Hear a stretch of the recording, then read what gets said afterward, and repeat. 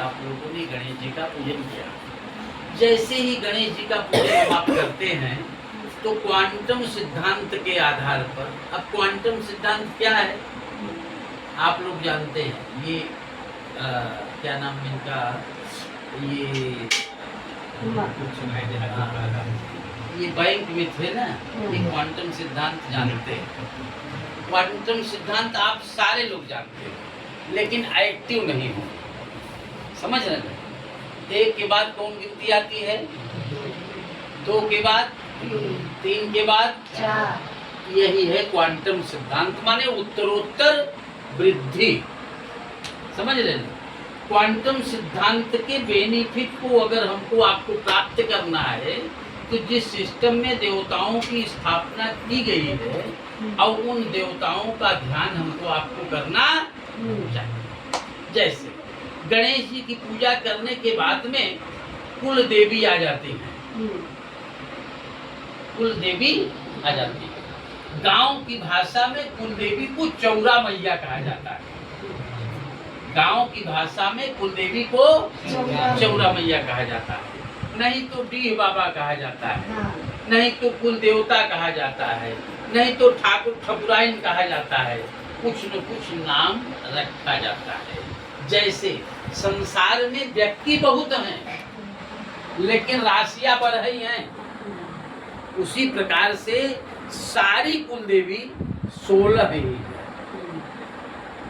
और उन कुल देवी के साथ में गणनायक के रूप में गणेश जी भी रहते हैं। समझ रहे ना? जैसे कुल देवी की पूजा हम आप छोटी से छोटी पूजा करने चलते हैं, सत्यनारायण भगवान की भी पूजा करते हैं तो भी कुल देवी की पूजा करते ही। अब कुल देवी को जब तक हम आप, कुल देवी की नाराजगी से भी हमारे आपके परिवार में अशांति पैदा होती है, कुल देवी की खुशी से भी हमारे आपके परिवार में हर्षोल्लास होता है, मांगलिक कार्य होता है।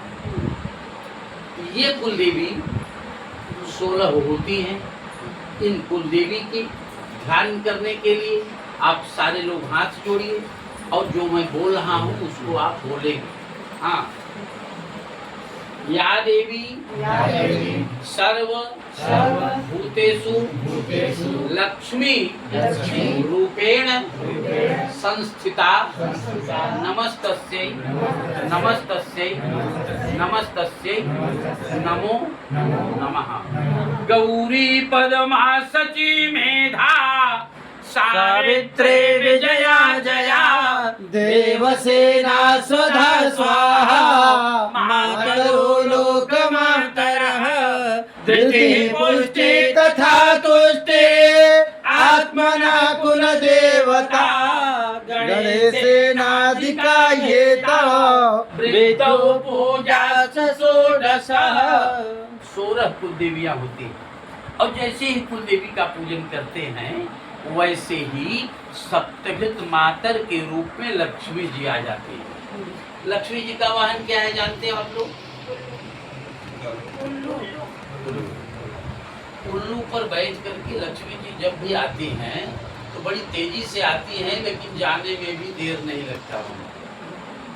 लोग कहते हैं कि महाराज कमाई तो बहुत, लेकिन 20 दिन बाद 10 दिन को उधारी आवत दुकान से।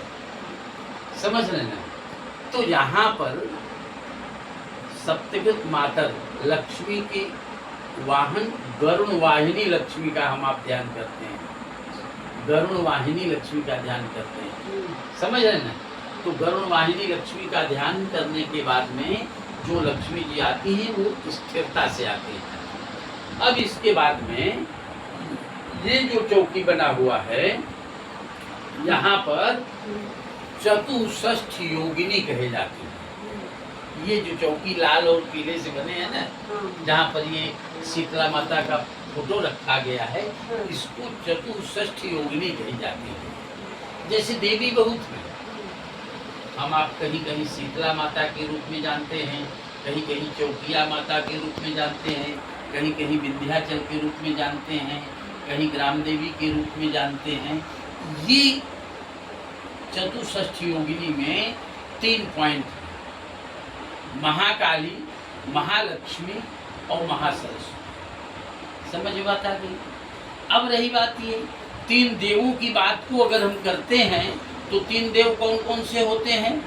ब्रह्मा, विष्णु और महेश। इन्हीं 3 देवताओं की पत्नियां ही 3 देवियां कही जाती हैं। लेकिन देवताओं का नाम लेते हैं तो ब्रह्मा, विष्णु, महेश आते हैं, लेकिन देवियों का नाम लेते हैं तो शंकर जी लास्ट में थे, उनकी पत्नी काली आ जाती है। ऐसा क्यों? समझ रहे? एक बार देवासुर संग्राम हुआ और देवासुर संग्राम में दैत्यों ने देवताओं पर अपना विजय प्राप्त कर लिया।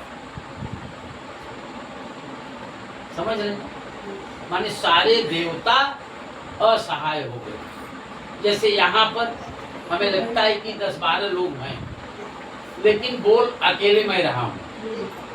अगर मैं भी नहीं बोलूँगा तो 10-20 मिनट बाद जरूर आप कोई न कोई व्यक्ति कहोगे कि महाराज पूजा काहे बंद किए है, होगा पूजा, कह जावे कि नहीं कह जावे।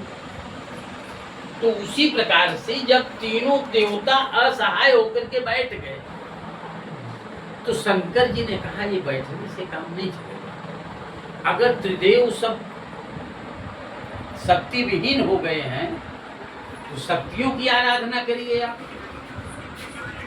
शक्तियों की आराधना करिए। तो सारे देवता शक्तियों की आराधना करने लगे और शक्तियों की आराधना करने लगे। वो त्रिशक्तियों में सबसे पहली शक्ति काली निकली। समझ में बात आई? काली निकली और काली शक्ति निकलने के बाद में मोबाइल पूछा गया क्यों आपने मुझे, जैसे हम आपको बुलाएंगे बिना इधर आओ तो 5 मिनट 10 मिनट खड़ी रहोगी, और जब नहीं हम कुछ बोलेंगे तो आप जरूर कहोगे कि महाराज का ही बुलाया। कहेंगे कि नहीं कहेंगे? काली जी ने पूछा कि आप बताओ आप लोगों ने मुझे क्यों याद किया। सब लोगों ने बताया कि सारे दैत्य हमारी सारी संपत्ति ले लिए, हमको पदच्युत कर दिए, हमारा राजपाट सब ले लिए, हमको वहाँ से उनसे हमारा निजात करवाई। तो काली जी ने कहा ठीक है, आप लोगों ने हमारी आराधना किया है, इसलिए हम भगवान की कृपा से में सबसे पहले काली की पूजा की जाती। जब काली खुश हो जाती हैं तब लक्ष्मी जी आती है। समझ रहे हैं? और जो लक्ष्मी आती हैं वो स्टेबल लक्ष्मी आती है। लेकिन जैसे पंखा यहाँ क्यों चलाया जा रहा है? गर्मी लग रही है ना। अगर पैसा की गर्मी हो तो पंखा से खत्म हो तब आदमी सनक जाता है, तब ओके पूजो पाठ करे की टाइम नहीं रहे। हाँ, इसलिए सरस्वती का होना बहुत जरूरी है। सरस्वती की रहेगी दिमाग फ्रेश रहेगा, नहीं तो सनका वो तो चला जाए चौराहा पर। समझ रहे ना? इसलिए सरस्वती का ध्यान अंतिम में किया जाता है। अब अगली प्रक्रिया में ये आएगी, ये वास्तु है। समझ रहे? वास्तु दोष जब हमारे आपके मकान में रहता है, जैसे अब आँख जहाँ रहे चाहे वह बने, अगर आँख बची बात व्यक्ति अच्छा दिखे, अगर वास्तु जहाँ निवास कर रहे हैं अगर वो गड़बड़ है तो नींद बराबर आए या व्यक्ति का विकास अच्छा होगा? नहीं अच्छा होगा। तो वास्तु दोष के सामान्य प्रक्रिया में जो कुछ दोष है उस दोष को समाप्त करने के लिए वास्तु की व्यवस्था यहाँ पे है। अब वास्तु के लिए आप लोग हाथ जोड़िए।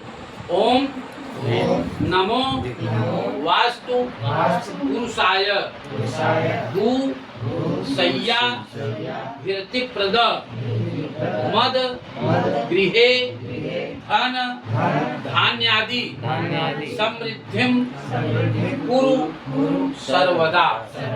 ये वास्तु पुरुष विष्णु भगवान ही है। इसको विस्तार से हम कल आपको बताएंगे कि वास्तु का जन्म कैसे हुआ, वास्तु है कौन, इसको विस्तार से हम कल बताएंगे। अब इसके बाद में आदित्यादि नवग्रहादि देवताओं की बात आती है। जो सूर्य 7 दिन तो आप लोग जानते हो, रविवार, सोमवार, मंगलवार, बुधवार, बृहस्पति। जैसे आज सोमवार है, आज का मालिक कौन है? चंद्रमा है। चंद्रमा 15 दिन घटते हैं, 15 दिन बढ़ते हैं।